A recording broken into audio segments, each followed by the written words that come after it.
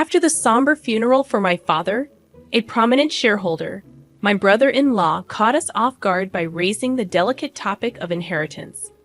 The focus shifted to stocks and a substantial $5 million bequest, confidently asserting that my wife, the eldest daughter, and my sister was set to inherit this windfall. The revelation initially filled her with joy at the prospect of a significant inheritance.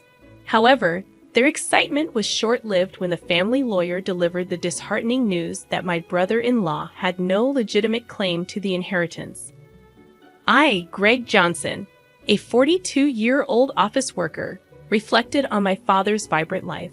Despite his age of 78, he remained full of vitality, actively engaged in his work.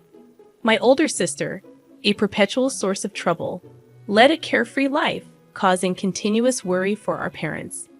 In her middle age, she introduced Aaron Corner, a man she intended to marry. Despite his youth and handsomeness, I couldn't warm up to him due to his demeanor. My sister demanded that our father finance her wedding, swiftly depleting the funds and unapologetically seeking more.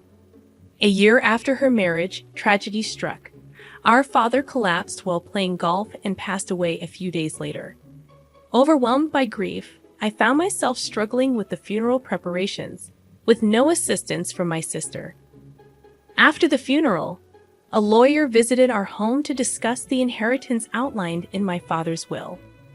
While my mother and I were already aware of its contents, my sister and brother-in-law were oblivious until then. They shockingly claimed that the stocks and the $5 million inheritance should go to my wife. Stunned and speechless, my mother and I were taken aback. The lawyer corrected them, revealing that my brother-in-law had no right to inherit. Surprised and disappointed, my sister and her husband expressed disbelief and shock. The lawyer dropped another bombshell. My sister and I did not share the same father. This revelation left my sister furious, demanding an explanation from our mother, who wore an indescribable expression. The long-held family secret had finally come to light, leaving my sister shaken and seeking answers. "I'm sorry," our mother managed to say amidst the shaking emotions. "You are the child of my previous husband. Since childhood, my sister had teased me, claiming that Dad loved her more. Now faced with the truth, she seemed unable to accept it. However, she quickly shifted her stance, suggesting that if she was adopted, she would still have inheritance rights. Aaron chimed in, agreeing with her, yet our mother firmly denied any adoption, causing disbelief. "I'm the eldest daughter, and even Dad said so," my sister angrily declared, glaring at me in response.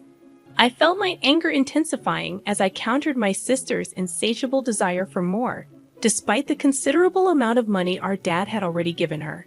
My brother-in-law chimed in, supporting her claim and stating that it's natural to spend money on one's daughter. However, the lawyer intervened, drawing attention to the questionable spending, including debt repayment, and suggested reviewing the will. My sister panicked, claiming ignorance about any will. It turned out that our father had wanted to discuss and decide the contents with the family, but she had skipped it for frivolous reasons. When the lawyer proposed reviewing the will, my sister and her husband reluctantly agreed. The will clearly stated the transfer of property to my mother and me, explaining why my sister was not adopted. Her mistreatment of me and reckless spending had disappointed our father, realizing she had no right to the inheritance.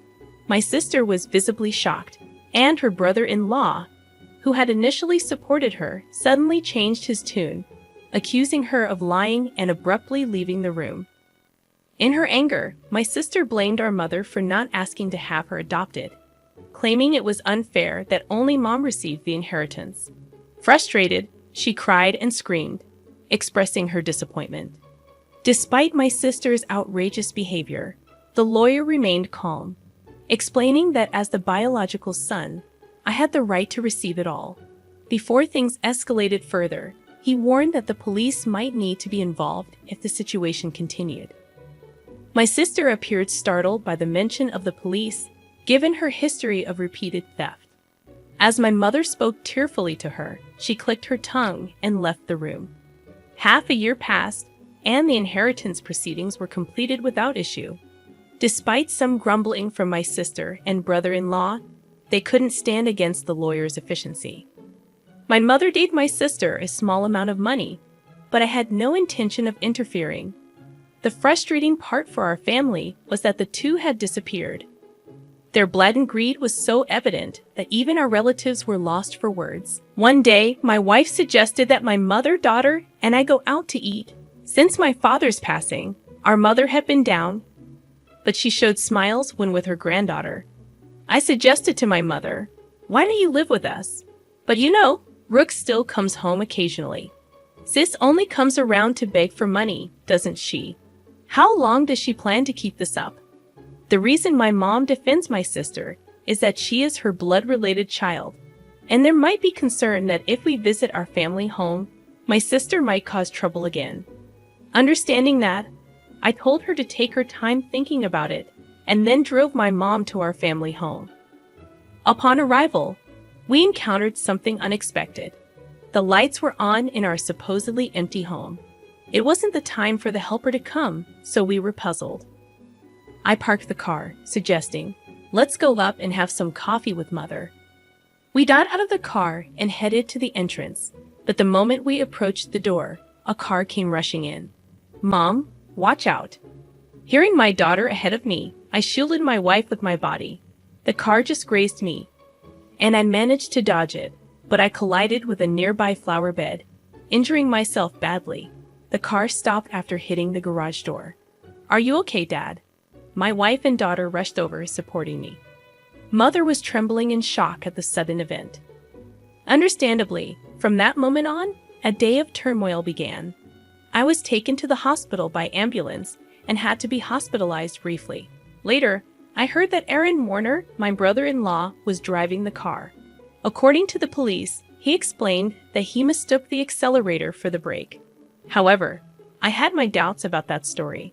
Amidst all of this, my sister and mother visited me in the hospital. Mother left briefly to arrange flowers, and during that time, my sister coldly looked at me and said, "You're only tough and bodied, huh?" With a slightly disappointed tone, I couldn't help but give her a smile. If I had died in the accident, Mom would inherit everything, right? "Messed up your plan," I said a bit sarcastically, and my sister looked uneasy. "You planned this, didn't you?" When I asked, my sister looked away, and I added, "But I won't be accepting Mom's share, so it won't work out for you." My sister looked surprised at this. She probably thought I would naturally accept it. I have a wife and kids, so I passed the inheritance to them. It's not strange for the head of the family to think that way. Even so, I've made a will early, like Dad did. My sister was taken aback at this. "What? So that means—" "Yeah, unfortunately, my share of the inheritance won't go to Mom." My sister stared at me, then began to shake with anger. "There's $5 million, right? You could at least share a bit." When I immediately refused, my sister furiously grabbed my collar. "I'm your sister. We should split it." Whether it was the amount of the inheritance that drove her mad, she continued to scream in a very aggressive voice. I felt pity for my sister. It's that greedy attitude that disappointed Dad. Don't you get it? My sister's face turned even redder, and she grabbed my neck. "Bro, stop it." Mother, who had just returned, scolded her loudly. Then the nurses, called by the nurse's call button, arrived and escorted my sister out of the room. Mother seemed to want to protect my sister, but my sister had lashed out at her too. As she left, she asked, "Why did she turn out like this?" Hearing Mother say this sadly, I felt the pain in my heart.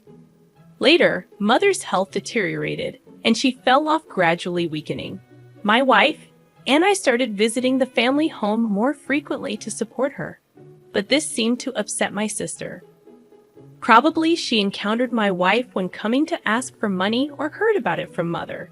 One day, my sister called my cell phone. "From now on, we will take care of Mom. You guys don't need to come. Watch this." All of a sudden, however, my sister wasn't listening and said, "We've already decided," before hanging up. My wife told me she had been turned away by my sister. Too concerned about how my sister, who had no experience in household chores or living, would manage, I quickly contacted Mother. To my surprise, I found out that my brother-in-law had experience in caregiving. Mother was still independent, not yet in a worrying state. This reassured me. However, within just a month, Mother was rushed to the hospital in an ambulance. It was said to be due to a medication dosage error. When we rushed to the hospital, Mother was shockingly weak. The doctors also seemed puzzled by her condition. I couldn't recall such a mistake ever happening before. Leaving my wife to care for Mother, I went to our family home, which was in a terrible state. Despite my mother's love for cooking, the usually well-stocked fridge was shockingly empty. Even the helper had been swiftly dismissed. Feeling ashamed of trusting my sister even a little, anger surged within me. Checking the safe where valuables were kept, I discovered a large amount of money missing from Mother's passbook.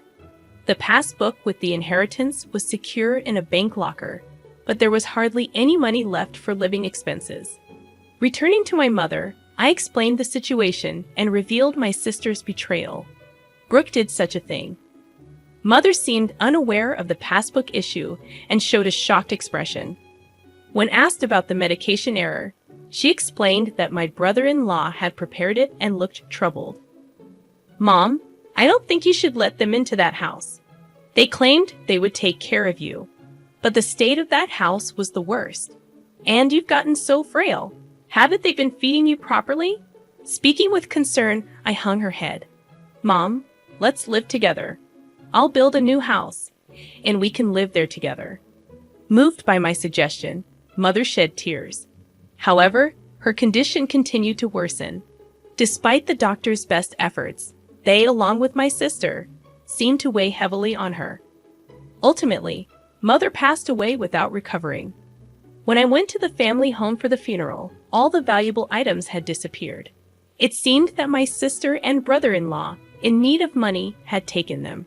Standing in the desolate place, I was overcome with anger. I had to find a way to make my sister take responsibility for Mother's sake and as atonement for what she had done. I resolved to do something. The day after Mother's funeral, my sister and I met at the lawyer's office to discuss the inheritance. Condolences, but as her daughter, I'm entitled to Mother's inheritance.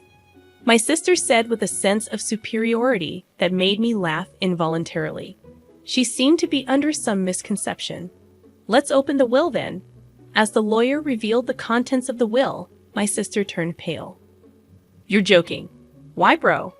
You are not entitled to any of the inheritance. This is in accordance with Dad's wishes." My brother-in-law started to get angry, but the lawyer had nothing else to say except repeat the same thing. "This must be a mistake. Bro is her child, isn't she?" My brother-in-law suddenly became furious, throwing things off the table. "Are you trying to trick us? We won't let you get away with this. Give us the inheritance now." "Aaron, you planned to kill Mother, didn't you?" When I asked, my brother-in-law glared at me unpleasantly. "Oh, I wouldn't do such a thing." "Then why did the medication error occur?" My brother-in-law appeared annoyed.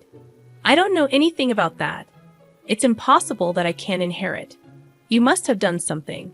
My sister was getting more agitated. "Now I'm even behind on my condo payments."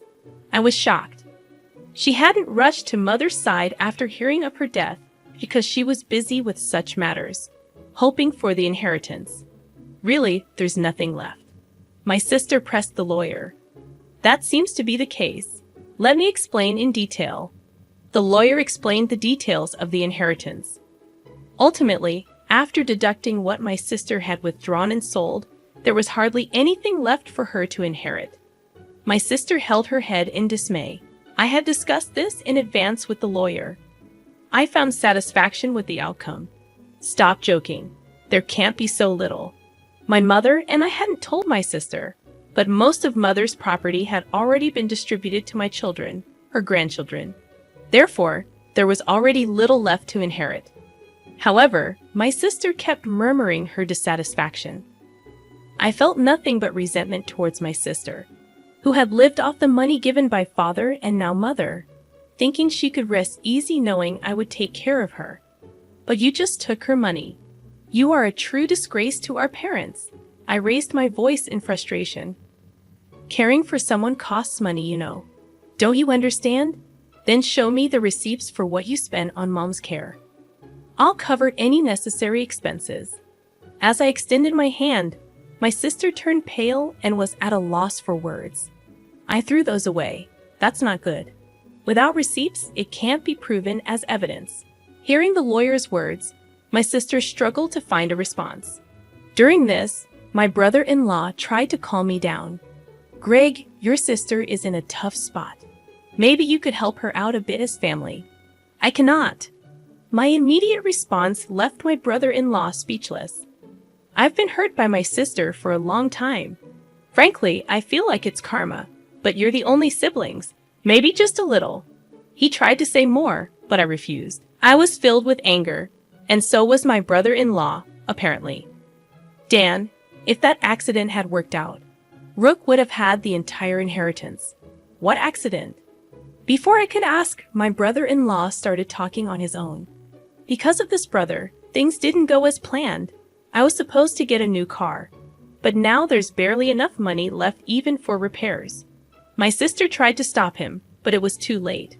That's a pretty serious statement. You could be accused of fraud. The lawyer held a recorder, smirking at my sister and brother-in-law. What the heck? Isn't that against the rules to do that? You agreed to our conversation being recorded at the beginning, didn't you? Called out by his own words, my brother-in-law's face turned pale. To him, I had one thing to say. Aaron, I will be pressing charges about that accident. Don't joke. Where's the evidence? The evidence has just been provided by you. My sister, crying, began to hit my brother-in-law. You idiot! It's all your fault. Why did you say that? Later, my brother-in-law faced legal consequences for his actions. Additionally, unresolved suspicions about his past emerged, requiring police involvement. For some time, my sister, as an accomplice, was said to face lesser charges. However, struggling with her condo payments, she was turned away by relatives when she asked for money. In contrast, I chose to work earnestly and not rely on inheritance. Now, receiving stock dividends has become a small pleasure in my life. In the aftermath of the legal proceedings, the rift between my sister and me widened. The family bonds that were already strained became nearly non-existent. Despite her attempts to seek support from relatives, my sister faced a cold shoulder, and her financial struggles continued. Meanwhile, I focused on building a stable and fulfilling life for my own family, working diligently. I found solace in providing for my wife and children without relying on the tumultuous inheritance battles that had plagued us. The stock dividends became not just a financial benefit, but a symbol of my commitment to a more secure and principled life. Over time, my sister's situation didn't improve. The consequences of her actions weighed heavily on her, both financially and emotionally. It became a stark reminder of the importance of responsible choices and the lasting impact they can have on one's life. As the years passed, I held no ill will towards my sister, recognizing that everyone faces their own battles and makes their own choices. Still, the events that unfolded served as a powerful lesson about the significance of integrity, responsibility, and the enduring consequences of one's actions. In the midst of the turmoil, I found strength in forging ahead with resilience, determined to create a future that wasn't tainted by past misfortunes. The dividends, once a mere financial gain, evolved into a testament to the enduring power of personal growth and the ability to rise above adversity. Life moved forward, and I embraced the opportunities to thrive, leaving behind the shadows of familial discord. The lessons learned from this chapter of my life became an integral part of shaping my values and decisions, ensuring a legacy built on principles rather than the pursuit of material gain. In the end, it was not the inheritance that defined my journey, but the choices made along the way. Choices that led to a life grounded in authenticity, resilience, and a commitment to building a better future for those I cared about the most.